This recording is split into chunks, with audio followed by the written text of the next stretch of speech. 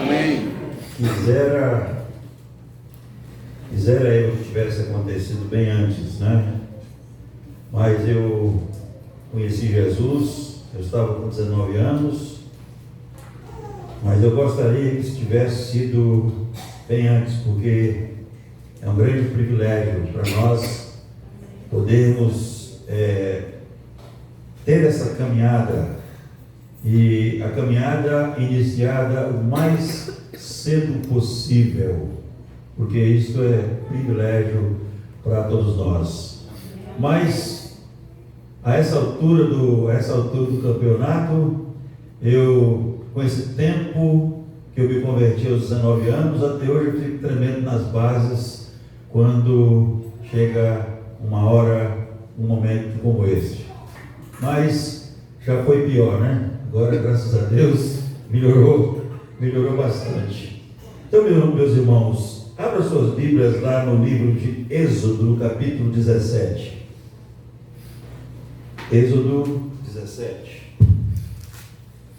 Aleluia, Jesus.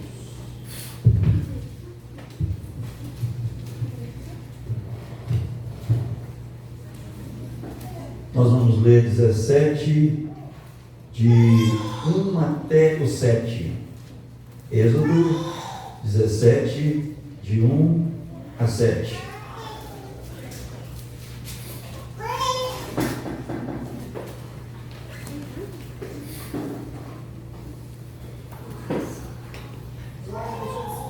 O título da nossa palavra, da nossa meditação hoje é Nossa Rocha, Nossa Vida. Amém, Senhor. Jesus, nossa rocha, nossa vida. Amém, Senhor. Então, capítulo 17, de 1 a 7. Êxodo 17, de 1 a 7.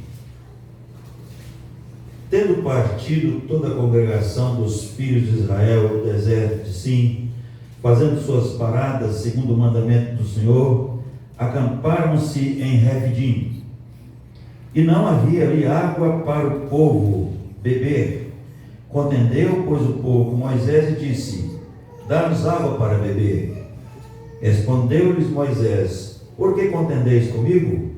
Por que tentais ao Senhor? Tendo aí o povo sede de água, murmurou contra Moisés e disse: por que nos fizeste subir do Egito para nos matares de sede, a nós, nossos filhos, a nossos rebanhos?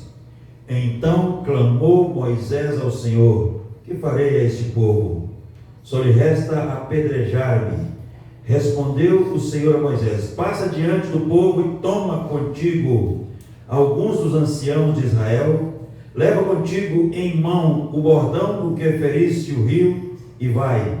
Eis que estarei ali diante de ti sobre a rocha em Horebe. Ferirás a rocha e dela sairá água, e o povo beberá. Moisés assim o fez na presença dos anciãos de Israel, e chamou o nome daquele lugar Massá e Meribá, por causa da contenda dos filhos de Israel, e porque tentaram ao Senhor, dizendo: está o Senhor no meio de nós? Agora, Números capítulo 20. Números capítulo 20, versos de 9 até 12.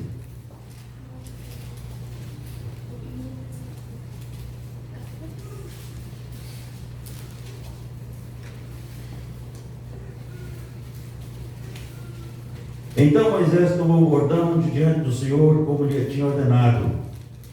Moisés e Arão reuniram o povo diante da rocha, e Moisés lhe disse: ouvi agora, rebeldes, porventura faremos sair água desta rocha para vós outros?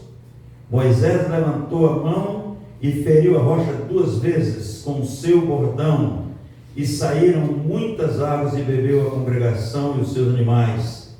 Mas o Senhor disse a Moisés e a Arão: visto que não crestes em mim, para me santificardes diante dos filhos de Israel, por isso não fareis entrar este povo na terra que lhe dei. Não são estas as águas de Meribá, porque os filhos de Israel contenderam com o Senhor, e o Senhor se santificou neles. Amém. Que o Senhor se digne abençoar a sua palavra no nosso coração. Os irmãos podem assentar-se. Amém, Senhor. Meus irmãos, meu pai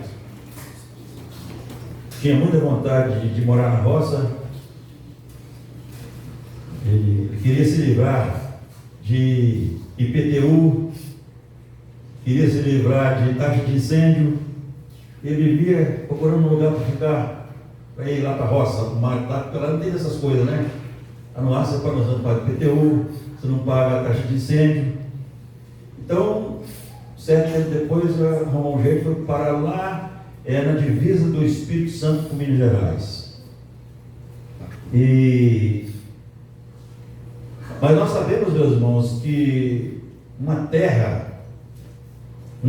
precisa ter o quê? Ter água. Você pode ter muita terra, mas se não tiver água, a terra não presta. Terra tem que ter água. Sem água, a terra não presta. Porque a água é a vida. E lá onde meu pai morava, a água brotava lá em cima, já nascente, no alto da rocha, e aquela água descia, rocha abaixo, e o pessoal se abastecia daquela água. Então, a gente vê pela palavra de Deus que a água é muito importante para a terra. Essa pessoa que eu fiz menção de uma pessoa aqui. Aliás, eu não fiz menção dessa pessoa, eu conheci essa pessoa, e essa pessoa tinha uma herança de família. Eram mais de 40 mil metros quadrados de terra que tinha, mas a terra dele não tinha água. Mais de 40 mil metros quadrados de terra, e terra sem água.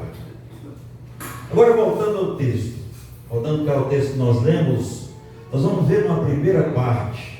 No primeiro tempo, Deus mandando Moisés, mandando com que aquela rocha fosse ferida. O povo estava caminhando, estava na caminhada, e chegou na certa altura do caminho, e isso, meus irmãos, numa primeira etapa, numa primeira vez, o texto de Êxodo tem essa narrativa. E a narrativa que nós lemos lá no Números é a outra parte, é a outra segunda vez que acontece. Então, em duas situações, o povo teve necessidade de água. O povo estava com sede, o povo estava sedento e não tinha água para beber. Então, na primeira vez, Moisés recebeu a instrução para chamar os anciãos lá, que estavam das 12 tribos, e pegasse o seu bordão, a vara que andava com ela, aquele bordão, aquele cajado que ele usou lá diante de Faraó, e fosse para o lugar, para a rocha. Então, a rocha estava ali, Moisés estava perante a rocha, e Deus estava sobre a rocha. E Deus falou com Moisés: agora você vai fazer o quê? Você vai bater na rocha, você vai ferir a rocha, e dela vai sair água. Aí Moisés fez conforme Deus mandou. Meus irmãos, Deus mandou Moisés ferir a rocha naquela situação, naquele tempo, naquele momento. E nós vemos nesta ordem de Deus e na obediência de Moisés, e o que aconteceu ali, nós vemos um quadro, nós vemos um retrato de alguém que é a fonte de água viva, Jesus, que é a rocha eterna. Ali o povo estava diante de uma figura, diante de um retrato, diante de um quadro que apontava para frente, apontava para o Salvador que Deus proveria para nós. Então esse quadro, esse tempo, esse momento estava apontando para quem? Estava apontando para Jesus, Salvador, porque Ele é a fonte de água viva. Jesus é a fonte de água viva. Amém, Senhor. Mas nós aprendemos pela palavra de Deus, meus irmãos, que Jesus ele é a rocha eterna, Jesus é a pedra, é também a pedra que os edificadores rejeitaram. As pessoas religiosas, os religiosos do tempo de Jesus. E existem muitos edificadores hoje que vivem a rejeitar Jesus. Eu não sei o que eles edificam, mas eles têm a rejeição pelo Filho de Deus. Então, lá no Salmo 118, 22, Salmo 118, 22, abra sua Bíblia, por favor, rapidamente.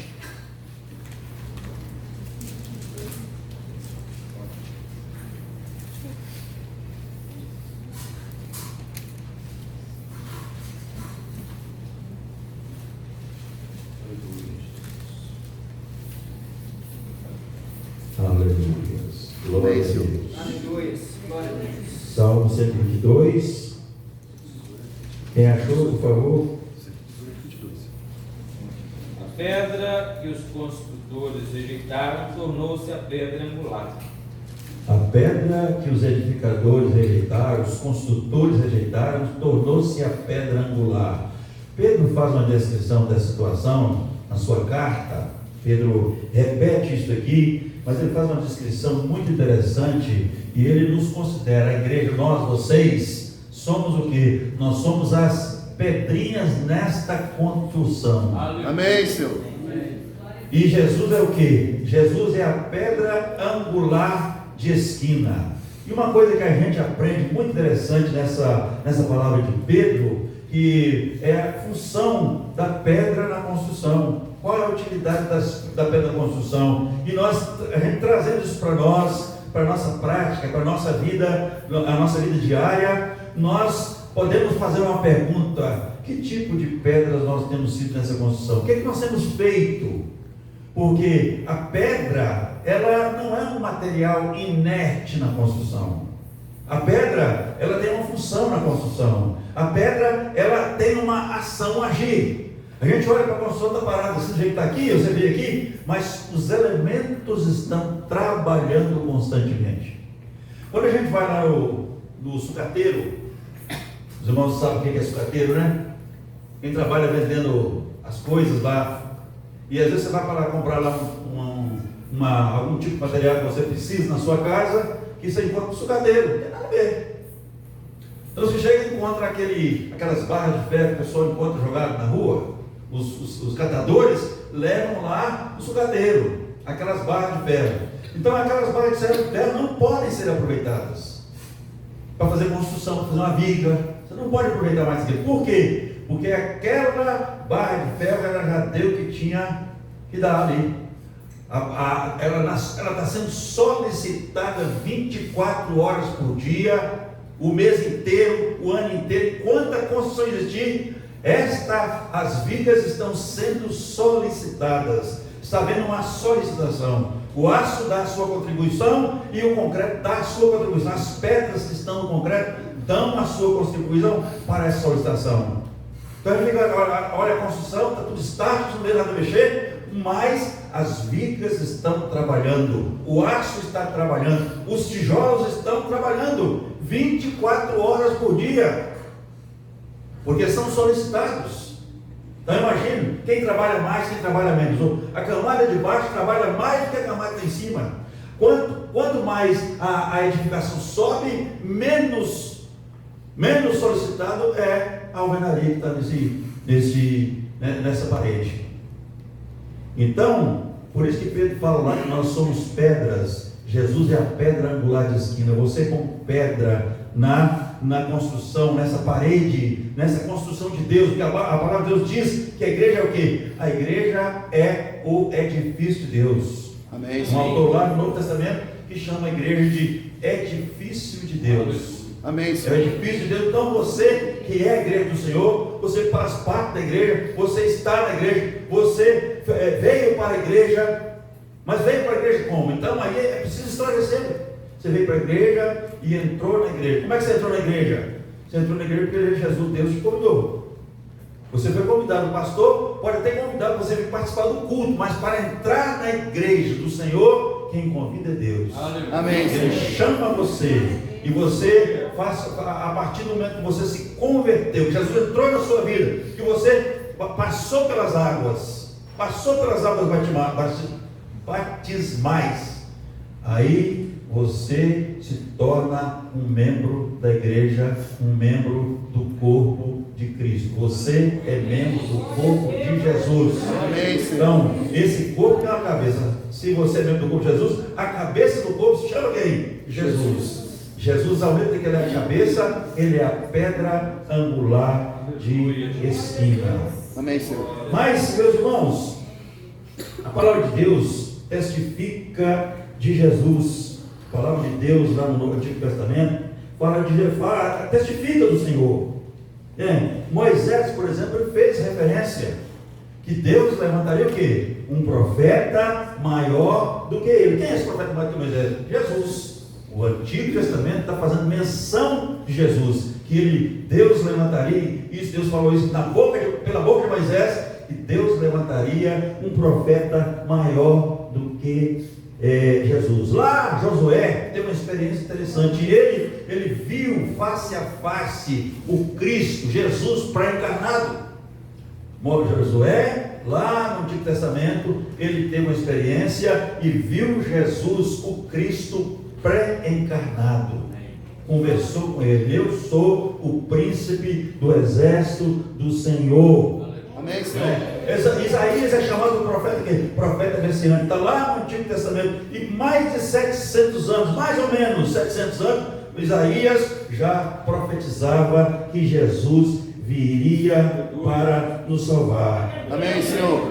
Mas lá no Novo Testamento, Paulo fala com muita propriedade dessa pessoa tão interessante, dessa pessoa tão poderosa, dessa pessoa que nos inspira, dessa pessoa que nos impulsiona, não somente nos inspira, mas nos impulsiona a caminhar para frente, a ir para frente.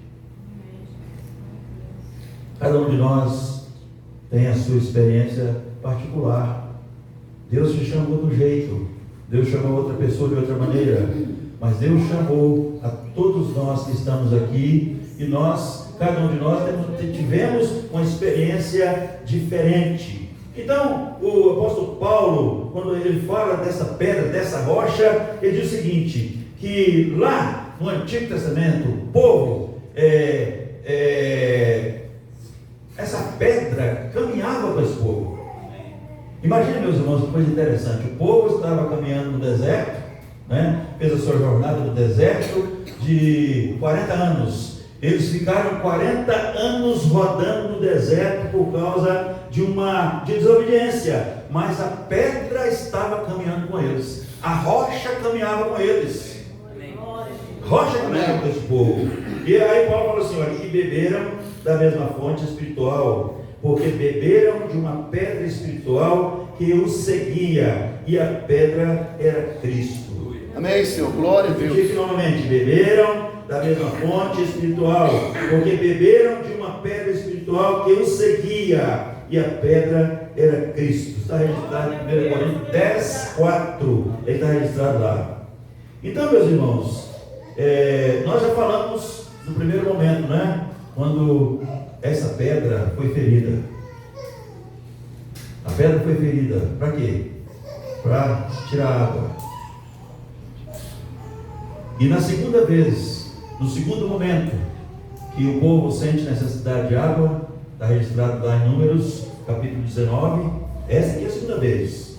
19, no capítulo 19, o povo tem necessidade de água.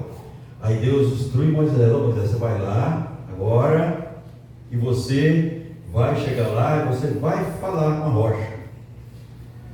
Meus irmãos, a Bíblia fala que Moisés era uma pessoa, como é que a Bíblia se refere a Moisés? Que ele era o quê? Uma pessoa mansa, mas o povo tirou Moisés do sério.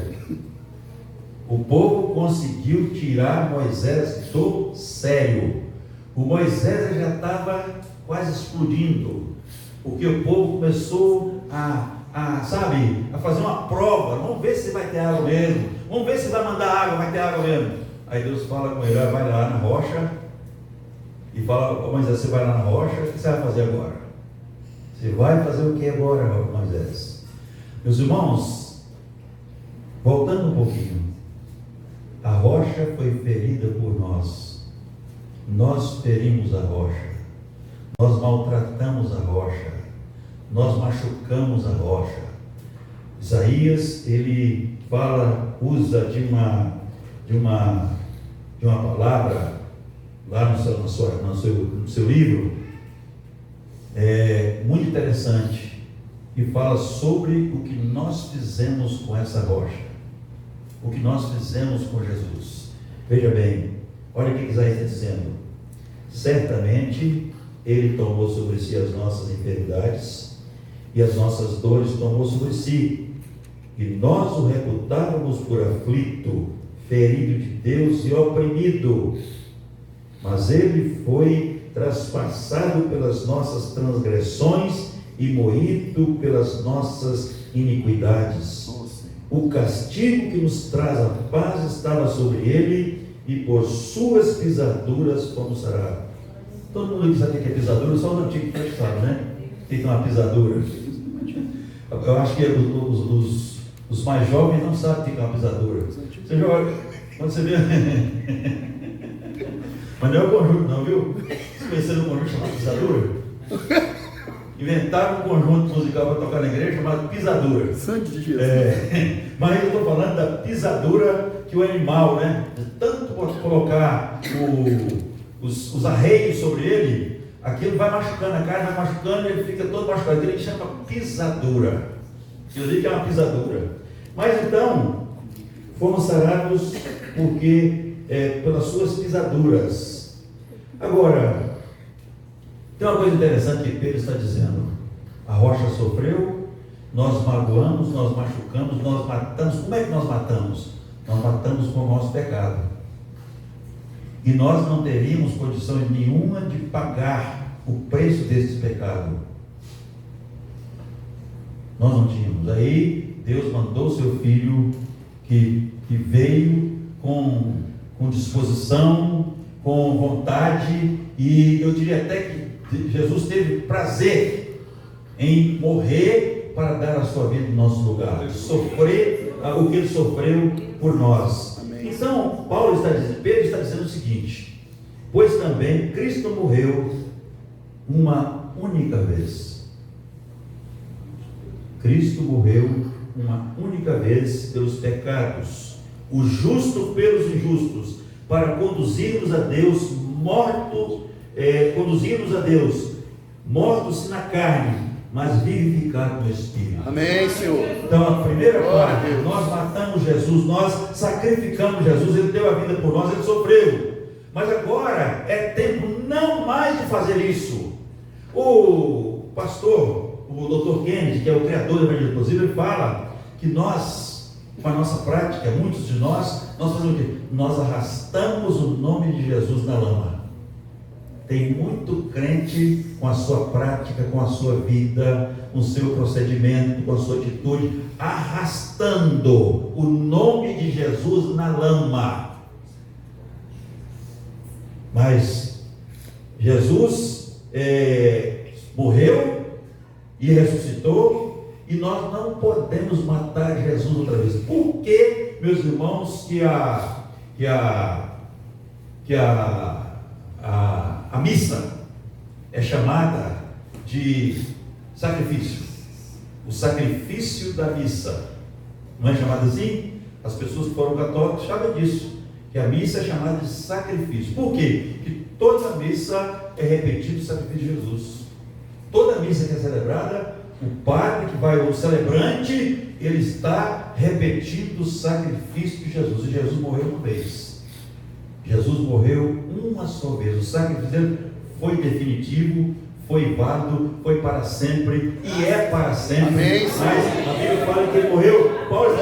Cristo morreu uma única vez pelos pecados, o justo pelos injustos, para conduzirmos a Deus.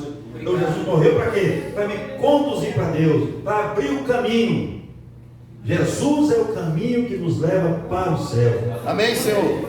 Glória a Deus. Então, meus irmãos, Jesus, ele sofreu o vitupério por nós.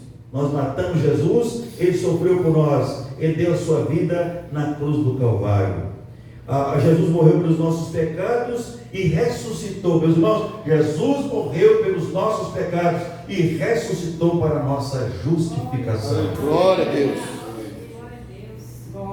Mas Jesus, nesse sacrifício que ele fez para nós, ele foi vituperado. Jesus foi vituperado. Jesus sofreu vitupério por nós. Agora, vamos ver o que é isso. É palavra ou atitude ou gesto que tem o poder de ofender a dignidade ou a honra de alguém. É uma afronta. Jesus sofreu tudo isso por nós. E Ele fez isso por nós, para quê? Para que nós pudéssemos ter pleno acesso à presença de Deus, para que nós pudéssemos adentrar o céu. A preocupação, o problema, um dos problemas na vida de Lutero era esse, porque ele tinha vontade de conhecer a Deus. Ele entendia o conhecimento de Deus de uma maneira, depois que ele começou a estudar, o Espírito Santo começou a falar ao coração dele, é que ele foi compreender. Ele tinha sede de se encontrar com Deus, de ver Deus, de ter Deus na sua vida, de estar na presença de Deus. Amém, Senhor. E meus irmãos, esse deve ser o nosso anseio. E nos lembrarmos que Jesus foi morto uma vez, Jesus sofreu uma vez, Jesus apanhou uma vez, Jesus foi ofendido, Jesus foi machucado uma vez, e agora, Ele agora está assentado à direita de Deus, e é para nós fazer o quê? Não é para fazer mais do que Moisés fez lá, representou lá, que foi bater na rocha pela segunda vez, e Deus falou: você vai falar para a rocha. E Moisés não entendeu, Moisés está virado, Moisés estava aborrecido, Moisés não conseguiu controlar, e Moisés chega pela segunda vez, isso já no outro tempo, lá em Números está escrito isso, e dá de porrete na rocha, bate na rocha pela segunda vez, sendo que a rocha já tinha sido ferida lá atrás. O tempo para Moisés, a Bíblia está nos mostrando que aquele tempo, nesse segundo momento de falar rocha, está dizendo de quê? Está falando para nós de quê? De comunhão com a rocha, de viver na presença da rocha, de desfrutar da presença de Deus, de desfrutar da comunhão com Deus. Amém, no Senhor. dia a dia, não é? No nosso levantar, no nosso assentar. É isso que a palavra de Deus está nos ensinando, é isso que a palavra de Deus nos ensina nesta noite. Falar com a rocha. Por quê? Porque agora é tempo de comunhão, é tempo de falar, é tempo de conversar, é tempo de buscar, de estar diante de Deus, porque o preço já foi pago, o sofrimento já aconteceu. Agora não é mais tempo disso, agora é tempo de parar diante de Deus e falar com o Senhor, entrar na presença de Deus através do seu Filho, e não fazer como Moisés fez. Por isso que Moisés perdeu a bênção, não pôde entrar na terra prometida. Era um sonho, era um sonho tão grande que ele pediu a Deus, para Deus ver se Deus dá uma amolecida do coração. Ele insistiu com Deus, Deus falou: não insista comigo, você vai só ver. Você não vai entrar lá, você não vai andar. Não precisa insistir, não precisa falar. Por quê? Por causa da gravidade do que Moisés fez. Bem, meu amigo, o Moisés conduziu o povo por 40 anos no deserto. Agora Moisés vai morrer só vai olhar. Deus leva ele lá no monte, parece que o monte é o Pisga, sobe lá no Pisga, e lá de cima Deus fala: olha aí, a terra que eu vou dar para o povo. E Deus repete para você: não vai poder entrar lá, você não vai andar lá, você vai só ver. Você vai só ver. E eu fico aqui pensando, meus irmãos, com os meus botões, que a gente, eu não sei se o Moisés deve ter tido esse sentimento. Quando você vê uma pessoa que está fazendo sucesso, né? Um irmão da igreja, por exemplo, esse irmão, ele vai fazer um negócio, ele vai fazer um tipo de empreendimento, e ele obtém resultado daquele empreendimento, a gente deve o quê? Se alegrar pelo que o irmão fez, pelo irmão conseguiu. Amém? Né? Mesmo quando a pessoa está lá cursando um curso na faculdade, na qualquer curso que for, e ele foi aprovado, ele vai receber o seu certificado, o seu diploma de que fez aquele curso. A gente deve se alegrar. Eu tenho a impressão que Moisés deve ter se alegrado. A Bíblia não fala de ver aquilo acontecer. Por quê? Porque Moisés estava conduzindo um povo que não era nação. Moisés estava à frente de um povo, de um monte de gente que não era nação. Por que não era nação? Porque não tinha terra. O que faz a nação é a terra. Mas agora Moisés está vendo, do lado alto do Pisga, viu, eu não sei que altura, que distância que era, mas Deus mostra para ele. Naturalmente, Deus deve ter descortinado para ele tudo que o povo ia receber. E aquele próprio povo que ia receber foi o povo que o impediu de pisar lá. Deus não permitiu que Moisés pisasse lá na terra. Por causa de quê? Por causa disso aqui, ó, que Moisés, ao invés de falar com a rocha, né, de conversar com a rocha, Moisés não conseguiu. Moisés, ó, bateu na rocha, feriu a rocha novamente. Por causa disso, Moisés foi impedido de entrar na terra. Eu estou fazendo aqui referência a Moisés, mas o Arão também não entrou, não. O Arão também dançou, né? Mas o personagem aqui principal é o Moisés. Que o Moisés, ele conduziu por 40 anos. Deus tinha promessa para ele, mas Moisés, ele não conseguiu suportar, ele não passou na prova. O Moisés, mesmo com toda a mansidão dele, ele não conseguiu passar na prova e não entrou na terra. Ele não entrou na terra, porque a prova era o seguinte: a prova era ter comunhão, era falar a rocha, era comungar com a rocha, era buscar, meditar diante de Deus, falar com Deus. E meus irmãos, e tem muita gente aí batendo na rocha, ferindo a rocha, com atitude, com comportamento, não é, com a maneira de ser, né? Eu fico pedindo a Deus misericórdia, porque a gente viver nesse corpo de carne não é brincadeira, né? O próprio Paulo já dizia que as coisas boas que eu deveria fazer, isso aqui são as minhas palavras, né? Mas Paulo, ele se expressou assim, que o que ele queria fazer de bom ele não conseguia, mas o mal ele estava sempre pronto a fazer. Havia nele uma prontidão para fazer as coisas que não eram boas. Mas, meus irmãos, comungar com a rocha, buscar a rocha, estar na presença dessa rocha todo dia, é que nos faz vencer essa luta que nós temos conosco mesmo, com a nossa atitude, com o nosso comportamento. É justamente a consequência, né? As consequências, os resultados desta comunhão com a rocha é que nos ensina a viver o dia a dia. Amém, Senhor. É que nos ensina a rejeitar o pecado.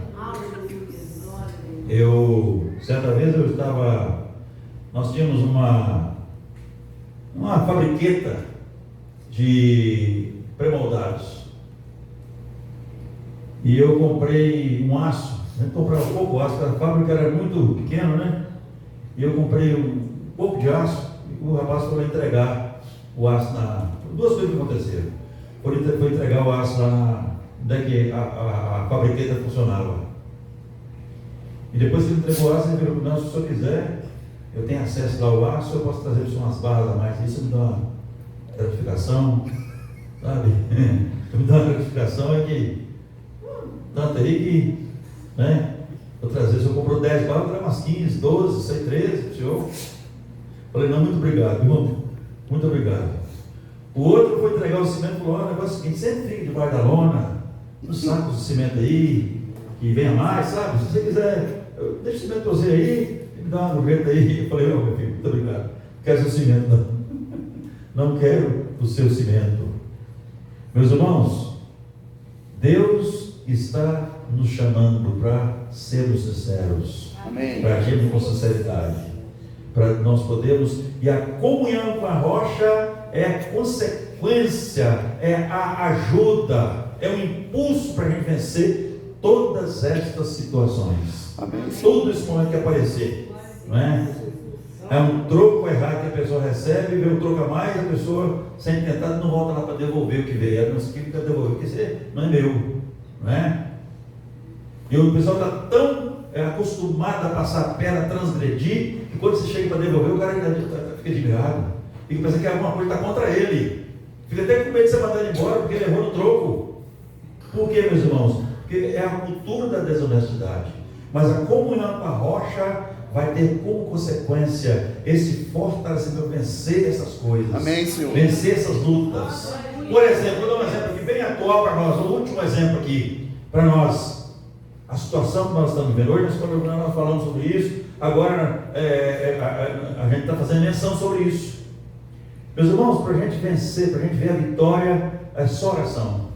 Porque não tem outro caminho. Não adianta ativismo, não adianta passar a mão na metralhadora e sair dando tiro quando é canto, não adianta se revoltar, não adianta virar terrorista, não adianta nada disso, não resolve nada. Mas o joelho no chão resolve muita coisa. Amém, E Senhor. a comunhão com a rocha que vai nos levar a ter esse joelho no chão, Amém, para nós não ficarmos sofrendo nesta situação. Que o Senhor mesmo nos abençoe, abençoe sua vida, abençoe o seu coração, nos abençoe, para que nós possamos meditar nessa palavra. Para lembrar, Jesus morreu, Jesus foi ferido por nós, Jesus sofreu as nossas dores uma vez. Agora não é tempo mais de ferir Jesus, mas é tempo de buscar, é tempo de comunhão, é tempo de buscarmos a Deus através dele, pelo sacrifício que ele fez. Que o Senhor nos abençoe em nome de Jesus. Aleluia. Amém.